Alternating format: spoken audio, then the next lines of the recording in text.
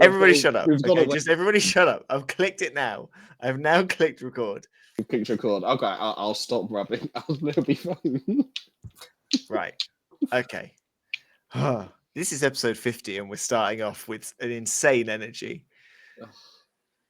Having just seen what we've just seen, I think it's justified. Well, I mean, are we talking about what we're going to talk about? Are we talking about your rubbing? that was very energetic there, Feety. It's the noise that Tom was making before that was the very interesting. Lost rustling and rubbing. 30 seconds.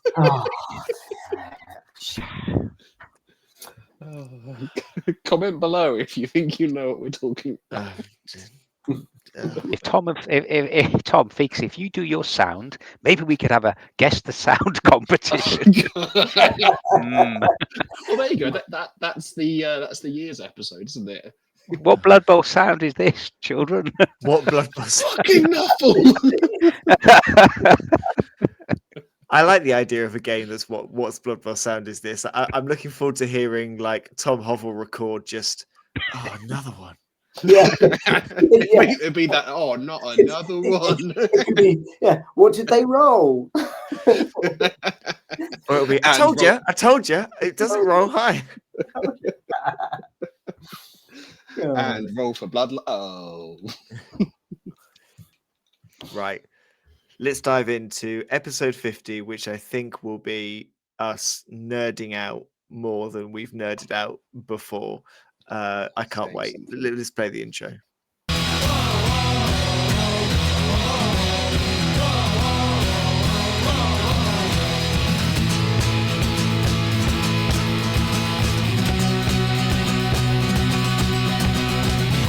Hello, everyone. Welcome to New Dice Please, the bite-sized Blood Bowl podcast brought to you by the people at Blood Bowl Live. My name is Chris. Joining me this week, Mr. Scott Bryan. Scott, I was going to throw a choose your favorite ice hockey team at you, but then I thought that I don't know how much you or Tom Hovell know about ice hockey. So instead, I'm going for what's your favorite Muppet? Tom Hovell. No, sorry. Love you, Tom. Toronto Maple Leafs. Go away. Oh, okay. You can also go favorite Muppet if you want. Have two. There's only one. It's Beaker. Come on. Oh, good choice. Good combo there. Joining us also, Mr. Tom Hovell. Tom, favorite hockey team, ice hockey team, and also favorite Muppet. Oh, I don't actually know any ice hockey teams. That's fine. I'll let you off. Yeah. So I'm afraid I can't help on that one. My favorite Muppet. Oh, it would have to be what's the name of the shrimp? Pepe Le Pew. Pepe Le Pew, yeah. No, but not Pepe Le Pew. Pepe the prawn. But I may have just completely messed my Muppet knowledge. Anyway, I know the Muppet that you're talking about. Joining us also, Mr. Tom Feeks. Tom, favorite hockey team, and then also favorite Muppet. Well, I've had to get the hat down. Can you? I'm ready. Can you see today? They have to be in the background today. Has to be Panthers. Playoff victors had to do it. There we are. There we go. That's better. That is just to celebrate their victory. And I've had to Google the Muppet's name. Statler, one of the old guys sit in the Waldorf and Statler. Waldorf and Statler, yeah. That's it, yeah. Oh, picking a favorite Muppet. I do quite like Rizzo. Beaker's you've already taken Beaker because I do like Beaker. I like Rizzo and Gonzo together, particularly in Treasure Island and Christmas Carol. Like it's a good double. It's a good pairing. But I'm gonna go Rolf. Actually, I quite like Rolf. Yeah. Okay. Anyway, and hockey team. I do love the Panthers, do love the New York Rangers. Currently, I am all about the Ice Baron, who are also playing in a playoff final. I think they're playing tonight, actually. I don't know what the result is, but it's 1-1 currently over 5 legs, so we'll see how they go on. Anyway, enough about ice hockey, enough about Muppets. No, we were all set up today to talk about sevens. We were going to talk about what we like about sevens, what we don't like about sevens, and a bunch of sevens games that we played in recently. Then I went on TourPlay and we were looking at rosters for a tournament that we're going to soon. and I clicked the update button at the top, at the bottom, and then I noticed at the top bar that there was a little extra selection called statistics.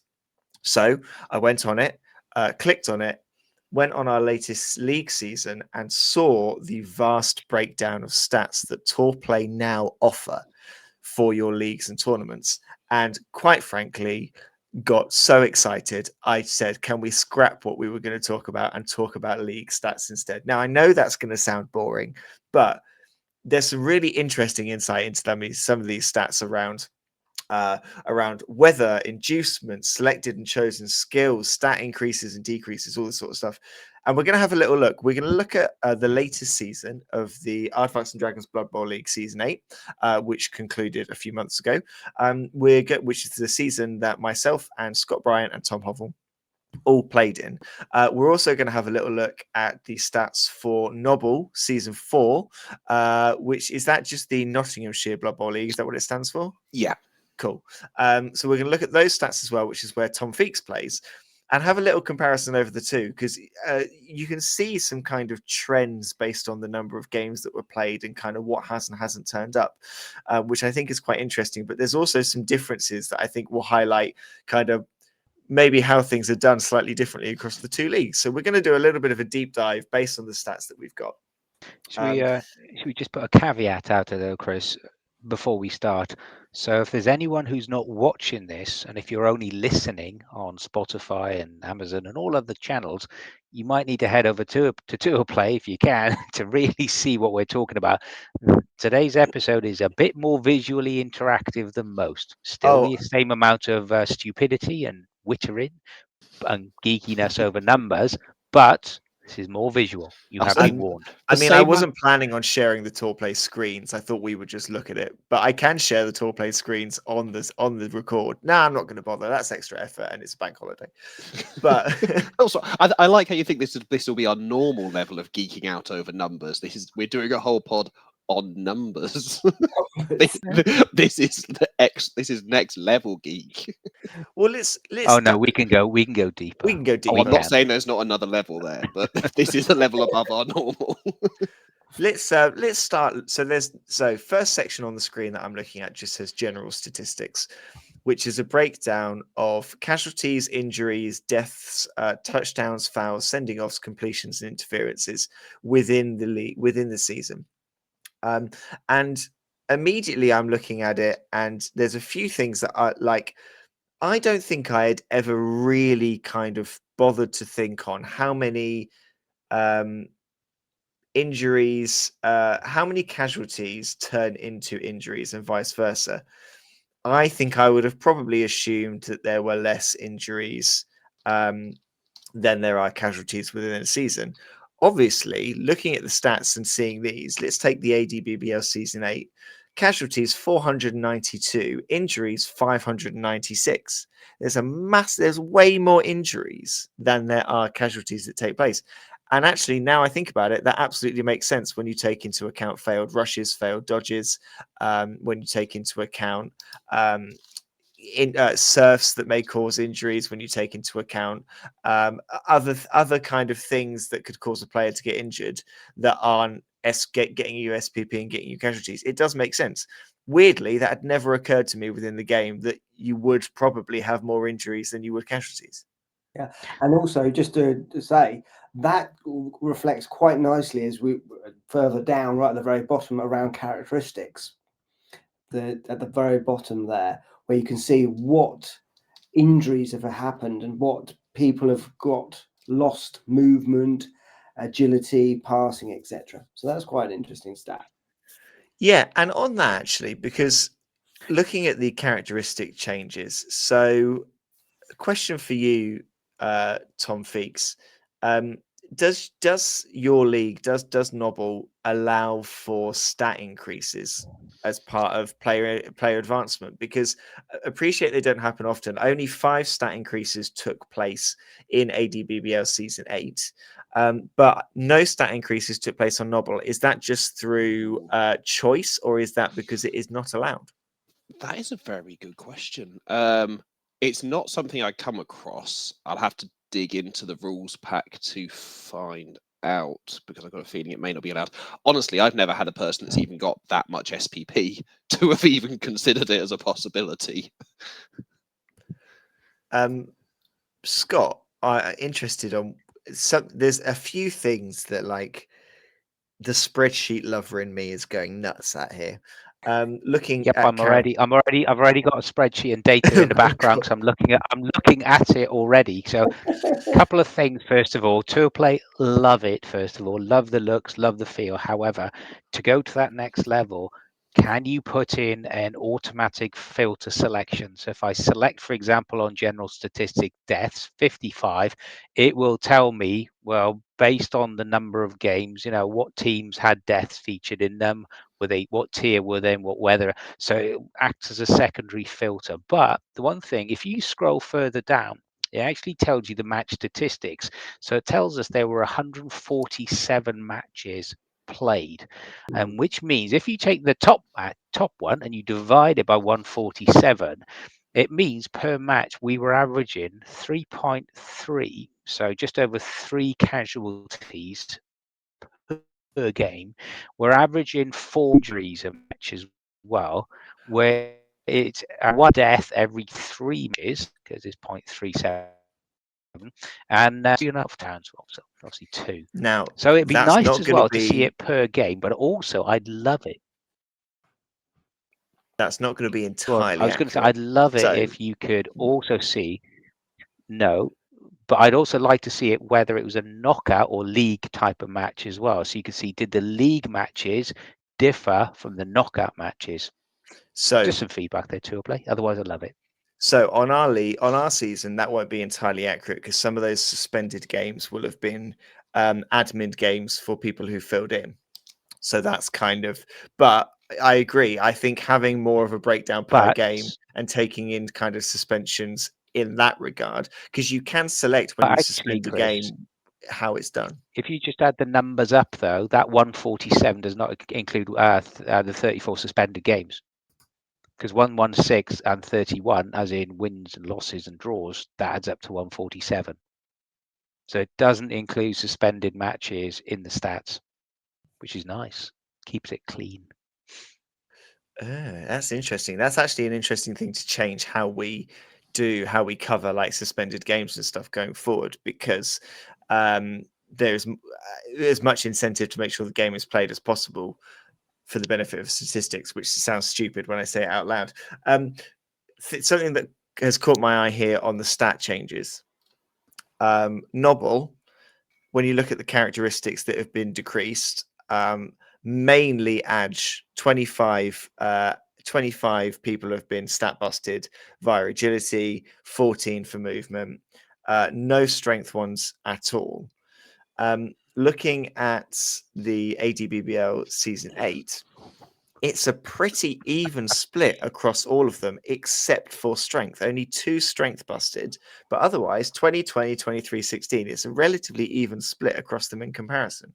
And I'm now doing the rough numbers in my head. 30, 40, 53 compared to 20, 40, 60, 80. Nearly 30 more stat busts over in the A&DBBL compared to in NOBBL. And when you take into account the number of casualties over the NOBBL season was 300 more. Yeah, I did a quick calculation. Last season we were just over 4 cash a game, and as well that is something. I'll have to, I'll have a look back at the match itself because I know I had a strength busted player in game 1 of last year. It was strength busted Skaven Blitzer in game 1. But is that me not recording it right? Well, let's see if we can figure out then. Can we have a look here? Can we figure out why we think NOBBL has had so many less stat busts and like serious injuries compared to Aardvarks? Because when you look across the two, there are more deaths in NOBBL, but more stat busts in in A&DBBL. And if you take into account kind of the difference in the number of games, it's not entirely proportionate between the two. So I'm now looking at another handy feature that these stats have, which is the star players that have come into play. So sorry, while you do that, Chris, I was just laughing. Sorry, Feeksy. I was looking at your Skaven team from last year, the Believers. Oh, And you had that blitzer. You had a random skill, and you got a disturbing presence. oh, Nuff will don't. hate you at that point. Nuff will hate you, pal. That was it. Last season with Rats was a disaster. In NOBBL, we do the captain vice captain rule, and the captain has to take vice captain has a random secondary. And I was looking for horns or claws or something like that. No. I'm comparing the two lists of star players, and Bomber features heavily for both. Cindy features heavily for both. Aardvark's much prefers Acorn. We love that squirrel. 19 uses over the course of the season. Morg features more for NOBBL. 7 appearances for Morg compared to 5. Varag features way more, 5 appearances compared to 3. So some key players, Ripper, 5 appearances compared to 3. Some key players that NOBBL coaches are taking with like, very, very high strength, punchy players compared to us, which maybe explains why there are more deaths sort of on the other side. The other thing is that the other thing is NOBBL are taking mercenaries. We don't. Yeah, we do have a selection of mercenaries available, which they tend to get taken a bit more. There's a bit more. They're a bit more interesting than a lot of the star players. The other thing as well is we've got a running rule that no megastar can be taken in the playoffs. So that's probably why we see Barag a little bit higher. And actually, Chris, and Tom, if you think about our A&DBBL season 8 this year, excuse me, we had the goblin bingo cage and all the insanity of the wondrous, beautiful insanity that is Mr. Scott Norman. So as a result of that, we were getting he was drawing 2 star players per game, sometimes obviously with Crack and Grumbleberry, sometimes 3. So if you look at it, we had an absolute plethora. Now that, to me, if you factor in the fact that Scott Norman was basically starting each match with at least 1 million to 1.2 million inducements, and also giant. and the giant and everything else he's playing as well. You take those out, and that actually suggests that we were using fewer star players. If you factor in that the guys over in NOBBL were using mercs as well, and looks like some very tasty mercs in that one, Pixie. They're very nice. Yeah. So that to me maybe suggests that the A&DBBL league had a smaller margin between the teams in terms of team value. I mean, that spread in terms of the numbers. A&DBBL used, as far as variety goes, 31 different star players compared to 21. And I think you're right. I think the bingo cage goblins probably have contributed to that to a degree. So there's a lot more variety. But looking at some of the star players that featured on one side that didn't on the other, actually, they're not necessarily ones that would be taken by that Snotling roster. You've got people like Jordell Freshbreeze makes an appearance, didn't feature for the start in the NOBBL League. It looks like Carla appeared, didn't feature over this side either. We got Tharak involved, I don't think features on the other side. So there's quite a few that are actually not included in that kind of selection. Rodney Roachbait featured 2 times. So the kind of the choice that is being taken for whatever reason is a bit more varied, and which leads me to the next kind of fun little stat to look at, is looking at the different teams that were taken across them and the team spread. And I think just at an initial glance, it does look like there's more variety of different teams being used within A&DBBL than there was in NOBBL. It looks like there's possibly more different teams, which would then lead to more different star players being available. We do definitely have a fairly consistent core of stunty players. Oh, you can ignore that comment actually, Feeks, the because I same. just counted it. It's 21-21. It's exactly the same. Oh, is it? Oh, fair enough. Fair enough. Ignore that whole thing. What I did think, just looking through the star players on both sides, Griff's only been taken once. Yeah. For both leagues, which is a bit odd. Hmm. But I rarely find myself in a position where I want to take Griff if I've got the money to. I think this is the thing. And this is an interesting point that our league commissioner, Scott Phipps, has said to me before, and I've had conversations with him about, which is star players. So people think that when you've got buckets of inducement, the star player is the solution to your problem straight away. And if you look at Griff, 280k for Griff, and we know that Griff is an absolute superstar of a player and can win you games if you use him right and you've got him in the right team. We know that he's a superstar, but for 280, you could get a second apothecary, you could get a reroll. You've then got 80k left. If you really want a star, you can then fit Acorn in, or depending on the team, you could fit a bomber or in that as well. Or for that 80, you could fit a keg and you could fit a team mascot if you're allowing them. So there's actually, and if you take some of those options, you could have 2 APOCs, an additional reroll, a possible another additional reroll, and then 3+ on your roll. So when you get to Griff money, if you don't have Morg money, it's like sometimes the buckets of other stuff you can get can be a lot better. And speaking of buckets of other stuff, on the inducements, I think we can all just give a small round of applause to NOBBL for acquiring 49 bribes as the season went on. Fabulous.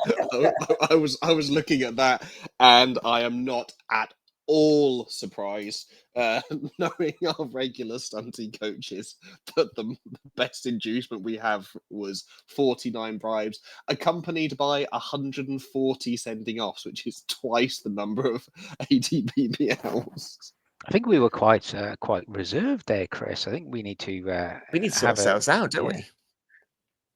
Yeah, So here's another Rookie interesting. So there's so many things here. I'm really enjoying looking at these stats with two different leagues in mind.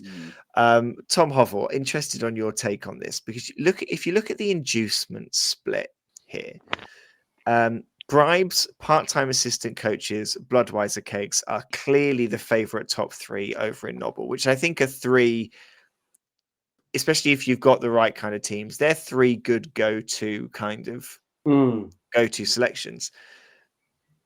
And I've got a feeling we are maybe at fault for this.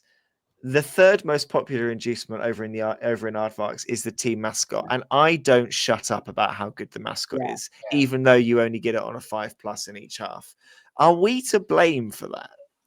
Yes, Yes, you are. Highly likely. But equally, you say because obviously with the bribes, I can even think of, again, Scott Norman was probably the only person who took bribes on a regular basis in our league. We don't. I think Justin maybe, but yeah, to your point, I'm struggling to think who. Yeah, we don't play.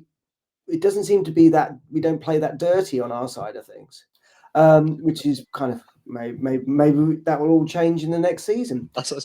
Come over and do a season with me. You'll see how dirty it can get.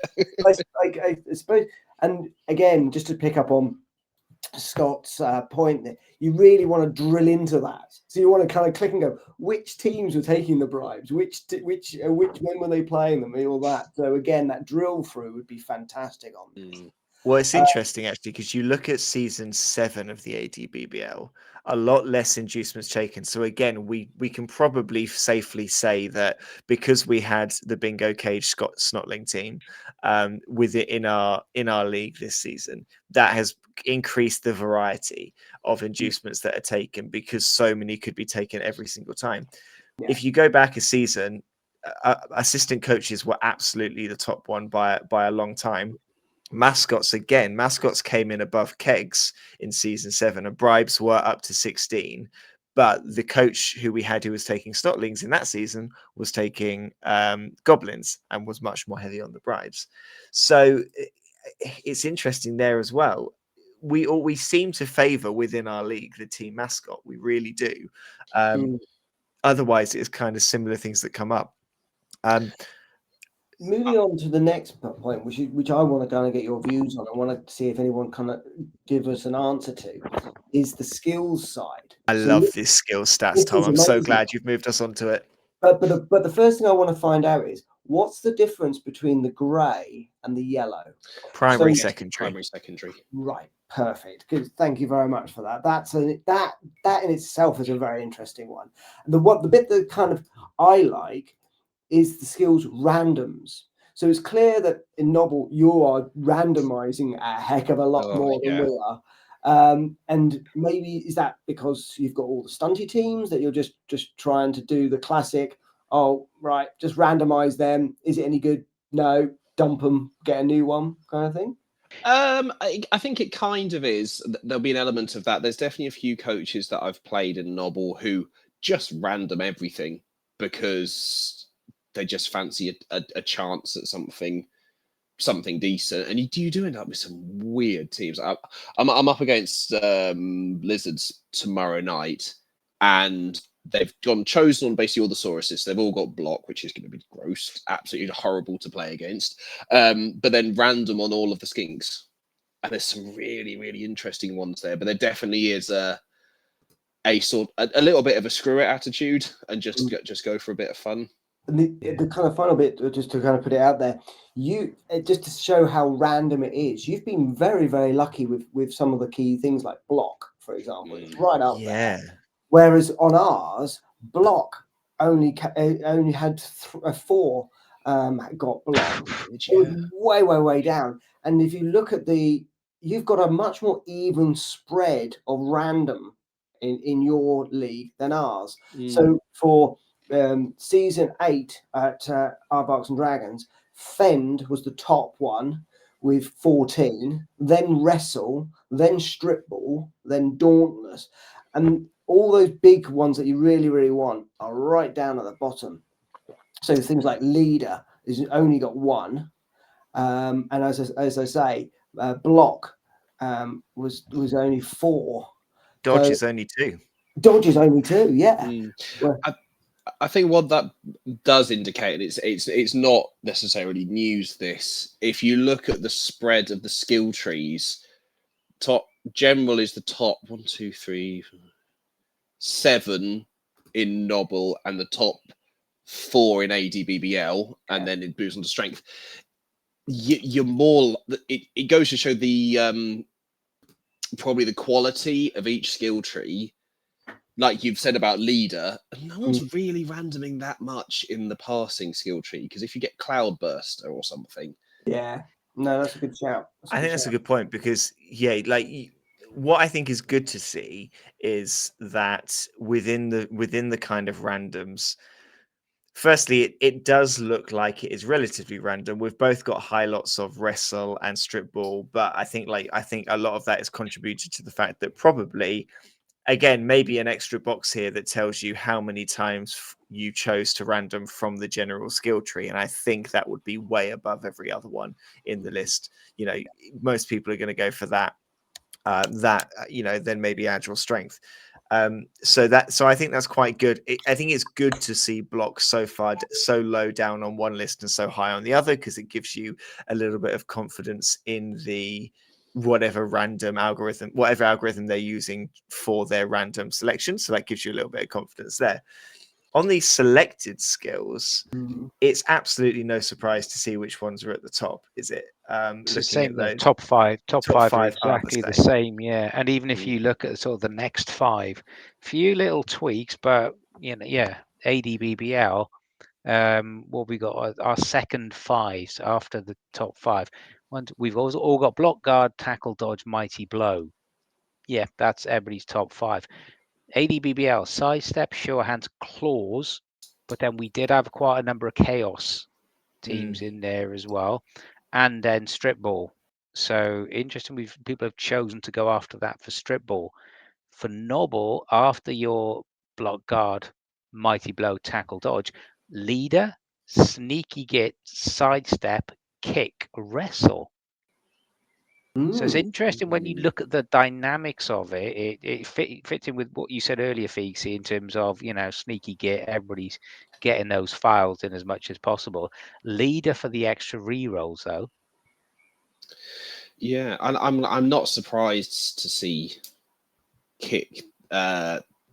To be fair, I'll be really interested to see end of this season whether it gets like. I love kick, absolutely love kick. It's completely underrated, but yeah, those top 10 are very, very close. I did quite like seeing the number of chaos based teams that you had last season. Actually, yeah, we had 4 Corn, yeah, 2 Nurgle, 2 Chaos Dwarfs. Can dwarfs take mutations? no, you had 2 chosen and 1 renegades. Yeah. And the Skavens took a lot of, like, I know, took quite a number of mutations as well. Oh yeah. On the skill lists here, something else that's I think is quite interesting when you look at the comparison between the two. I'm loving having this access to this data. It's just anyway. Looking at the random skills of the 2 different sets, and looking, so if a secondary skill has been taken in A&DBBL Season 8, it has normally been chosen. There's not a huge amount in it, but it's probably just about more chosen.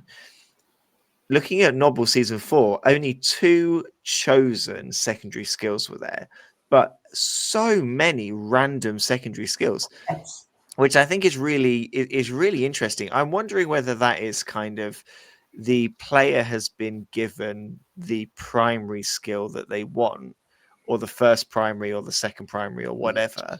And then there's like, because also the fact that there's no stat increases, no one's waiting for a stat increase. Instead, they're taking the half price or the cheaper random secondary to give a player an edge. I think it's really interesting. There's clearly a very different mindset into how to kind of approach it, because I would probably never consider rolling a random secondary on a player, because I would see that as being too probably I can't think of a player that I would choose to do it on. Maybe if I've got a chameleon skink who I'm trying to really nail a lizard passing game, I might go for a random secondary to get a passing skill in there.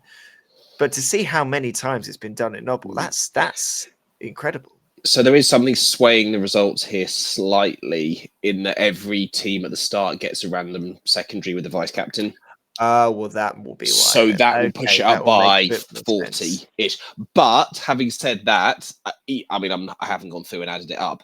There is still a lot of them, and definitely, if we like some of the stunty players, stunty coaches will absolutely chuck that random on a tree just to see if they can get block. Again, to completely undo my previous point, when you add it up, actually it's probably about 40. So that probably is. God, this episode is going so well. We're acting stuff quickly. Just quickly, as soon as I say, hey, if you're listening to this and then you're pausing it and then you're writing the comment in the YouTube section, just wait until I eventually redact whatever I just said. Yeah, please hold all comments until you've heard the whole thing. Can I just say one thing though? I'm really makes me smile. And no, Tom, it's not that. Not any dodgy noises. If you look at the coaches and you look at the experience and coaches, we had 10 rookies in the A&DBBL. The prior season to that was 12. Prior season to that, even if we go back to season 6, was 11. So we're, double-digit new rookies, new coaches every year, which is great. NOBBL, Doffma, Cap, last season, 17 rookie players.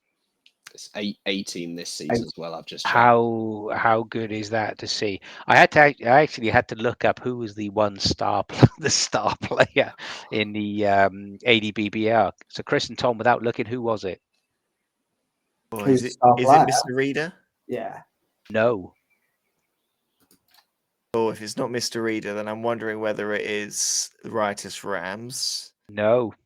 Oh.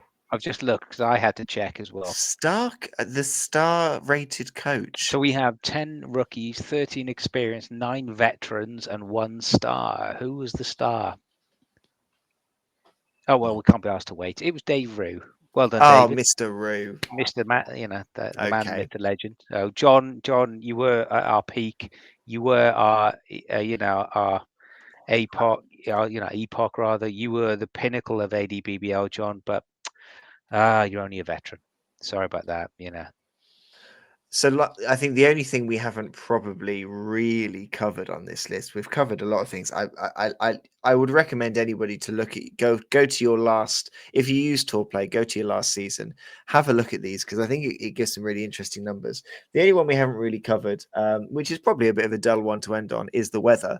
I think it's nice to see a good variety of them, much more variety when you look at the scale of games and the number of games that were played. I think it looks like NOBBL had more variety in the weather than we did, with 13 really sunny and 12 blizzards. I feel sorry for those people. 13 very sunny is painful. Like it's such, it can be such an awful killer thing for your team. But probably like too expected the amount of nice. But yeah, it's good to see a lot of them because they do add a bit of variety to your run of games. As long as you don't get, if you got every game, if you got a changing weather and you got something weird, that would be horrendous. But it's nice for them to make an appearance. Yeah, it's an interesting one. I don't know how much of an impact seeing the weather stat is there, but it's always fun to see. The only other one I wanted to mention quickly, and I don't know whether again how much of an impact this actually has, is the match statistics table at the bottom. So looking between the two, it's pretty even. Then the suspended 22 and then 34 for So here's the A&DBBL. thing. And that's what I'm wondering, because obviously there's a difference, and Chris and I have spoken about this separately. There's a difference in how suspensions and concessions and things like that are managed. Yeah, so I think that's probably the key thing with the suspended one is that within the Aardvarks League there will be a number of suspended games which were played, but they were maybe a standing coach and the game was admin afterwards. Something like that is kind of what's happened. So there will be a number of games that will say suspended, but they weren't actually suspended. They were played, but then they're kind of taken out of the stats. I think that's something, and I think let's end on that. We all use TourPlay quite a lot. Is there something in particular that we want from TourPlay? Like, I really enjoy these stats. I think a more breakdown of these stats would be good, but to get that more breakdown, they probably need to make a change elsewhere. So, for example, I would quite like to be able to admin a game and say that the game was played, but it was admin rather than being suspended, if you've got the privileges to do so, just in case someone has an issue and they can't access TourPlay. I do understand that opens the door to games being kind of fudged in one way or another with regards to the TourPlay rankings. I do get that because you could just create a league, put yourself in it, put a load of dummy teams, admin it so you win. So I understand. But I think it would be good to be able to differentiate a game where you've had to admin it for some kind of tech reason rather than a game that you've admined because the game didn't get played. So that would be what I would want. And then it would be good to make that to be reflected in the stats. Mr. Hovel, is there something from TourPlay that you would like to kind of help, either to help with these stats or just generally with the way that we use it? I think what is missing is not being able to register KOs. So having knockouts can have is that underlying. So when you're looking through the games, you can say, well, how come all of a sudden you're starting to score or whatever? Knockouts is a real pivotal moment for a lot of games because you just don't know how many players are on the pitch. So that would be an interesting one. And again, that would come under, I'd think that would be really, really interesting to see under general stats. How many KOs were there in the entire tournament or the entire league? I think that's good. KOs and serfs would be good because, like you say, it helps. We have a lot of people who like to follow. We have the webhook into our Discord, so you can follow kind of like a CFAX style when games are happening and see the latest updates. It really helps being able to follow the game on TourPlay like you're a fan looking for the live updates when you know how many players are left on the pitch and things like that. So, and I think that could easily be something that they could just make as an optional. You don't have to log it if you don't want to. It's kind of for flavor. Yeah, because you register fouls, you can register injuries. It's just there. It should be something that you can put in because again, it's a fantastic statistic. It can give you an understanding of how well your team is doing, how well a certain type of team is. Are edge teams really that kind of flimsy, or is there some fantastic games where you've gone up against dwarfs with snotlings and absolutely battered the dwarfs? Mr. Bryan, is there something from TourPlay that you are dying to have, either for statistics or otherwise? More, just give me more data. Before I give you my little insights, though, just a quick one for Luke Bagshot, Mr. Luke. Just to let you know, across both A&DBBL and NOBBL, 40% were cowards. So just a quick one for you there. 40% in both leagues were cowards, Luke. That's just for you there as well. For me, I'd like that opportunity to click in. I'd love there to be an option as well to drill down, but not just that. I'd like to see a particular team you select. So, for example, if you were playing vampires and you had your vampire team, could you compare that to an average vampire team? Are you performing over and above? And also, can you compare it to the top performing vampire team? Now, you don't have to put a name of the coach against it. Obviously you could work it out because you can see who's top of the rankings.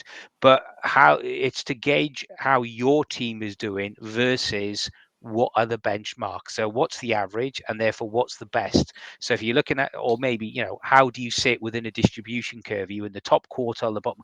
Oh, this is me. This is work. This is work coming out. Love stars.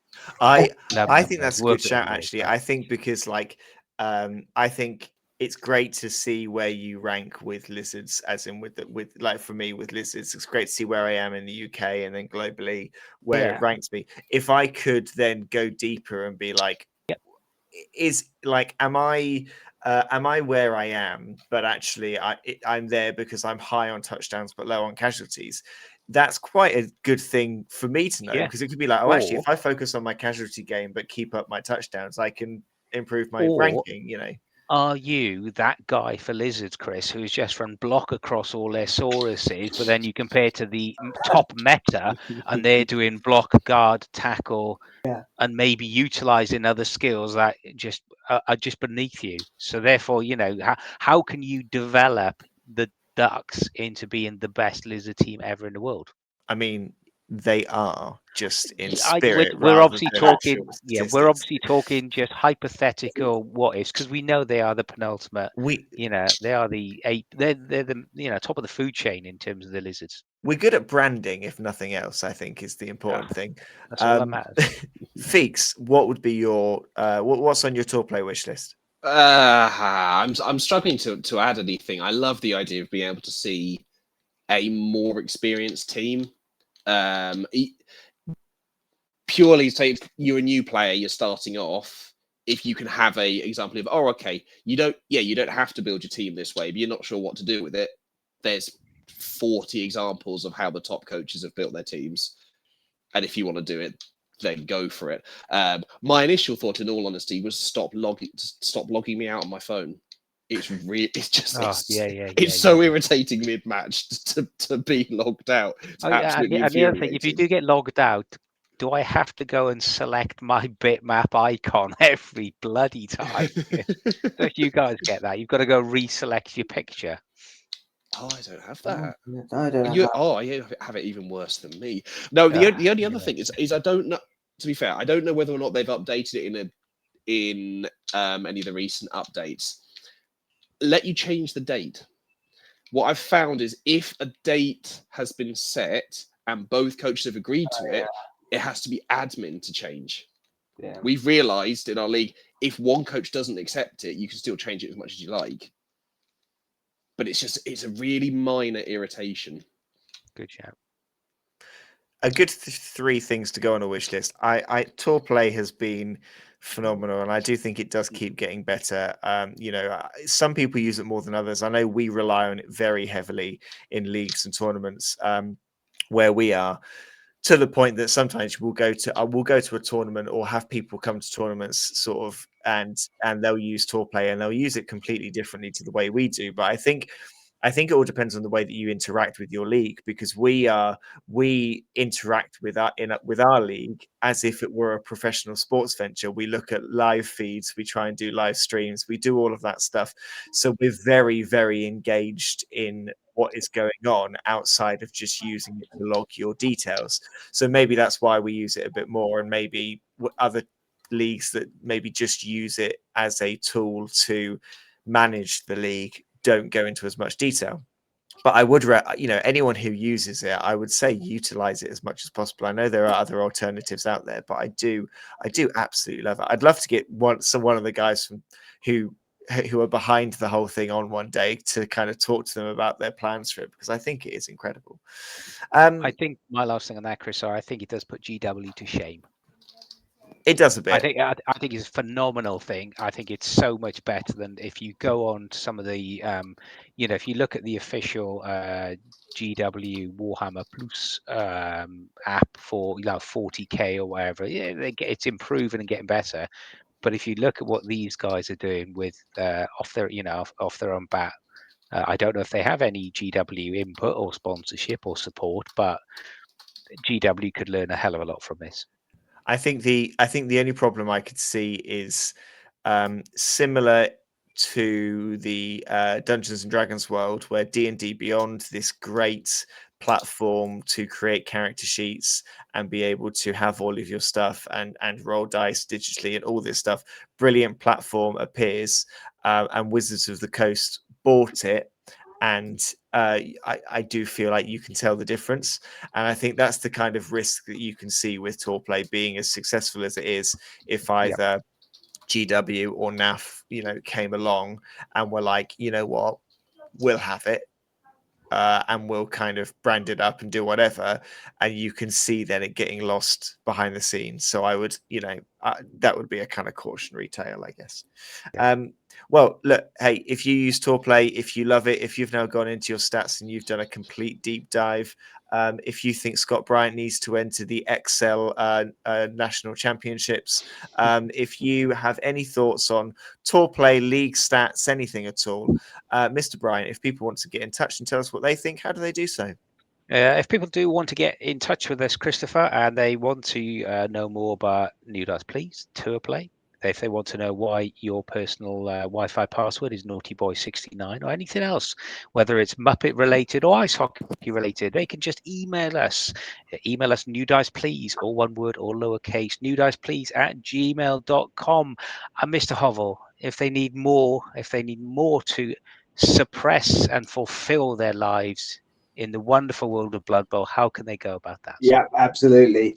And so first of all, foremost, tell all your friends if you like us, so that they can follow along and listen into us. You can get us on Instagram and Blue Sky under New Dice Please, and also on YouTube under Blood Bowl Live, which is where we stream some of our games when we're playing League, and also sometimes tournaments, and also New Dice Please as well. You got dangerously close to actually saying like and subscribe there. I was getting nervous. I was sweating. To hear those words come out of your mouth, I don't know what I'd have done. I don't know how I don't know what would have happened there. Thank you very much, Mr. Bryant. Thank you very much, Mr. Hovel. Thank you, Mr. Feeks. Thank you, everybody, for listening. As always, thank you very much for getting us to 50 episodes. It's been great fun, and we'll hopefully bring you 50 more. We have been New Dice Please, and we'll see you next time.